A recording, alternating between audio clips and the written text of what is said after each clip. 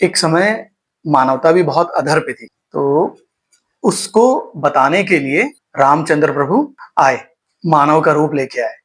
कहाँ से आए?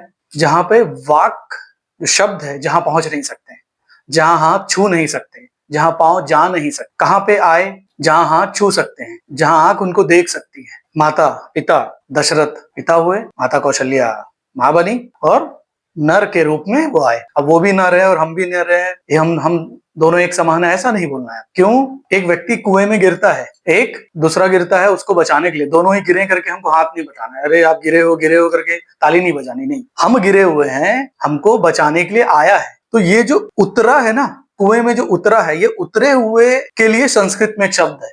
क्या है वो? अवतार। कहाँ से आए? जैसे मैंने आपको पहले कहा, वहां से। क्यों आए हैं? हमको अच्छा बताने के लिए। अच्छा क्या? सुख नहीं, आनंद की प्राप्ति कराने के लिए। कैसा आनंद? चिरायु रहे वैसे आनंद को बताने के लिए वो आए। इसलिए वो क्या है? अवतार हैं। हम क्या हैं?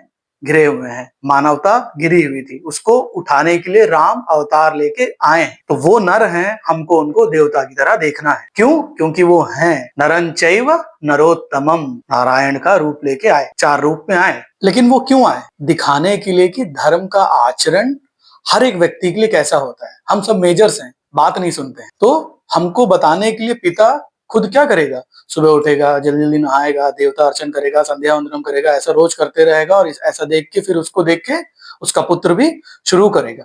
तो सिर्फ बोलना नहीं है कि तुम करो, जब सामने वाले के आचरण में दिखेगा तो वो भी करना शुरू करेगा। इसीलिए उन्होंने अवतार लेके आके रामायण में हमको ये पूरा दिखाया, जिसमें 14 वर्ष उन्होंने वनवास किया। आप जब राम जी का जीवन देखेंगे, त्याग से शुरू है और त्याग पे खत्म है, ये सिखाने आए। अब त्याग क्यों? सिर्फ त्याग ने नहीं, त्याग को ज्ञान के साथ बांटना है और मिलन करना है। सिर्फ त्याग नहीं, आप यहाँ पे पूरी लंका जला दिए, वहां जाके क्या बोलते हैं आप, और आप क्या बोलते हैं हिमालय चले गए, नहीं, ये नहीं।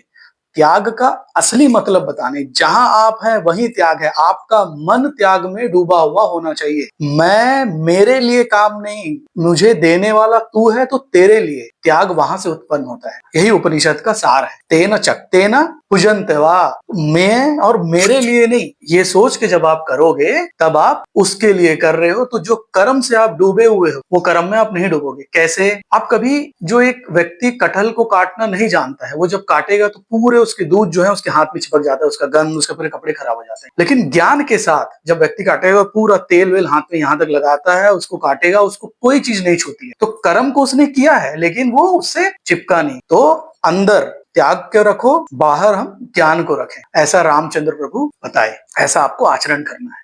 इसीलिए ऐसा सिखाने वाले का चित्र होना ही चाहिए। जिसका चरित्र ऐसा है उसका चित्र होना ही चाहिए। कृष्णार्पणम।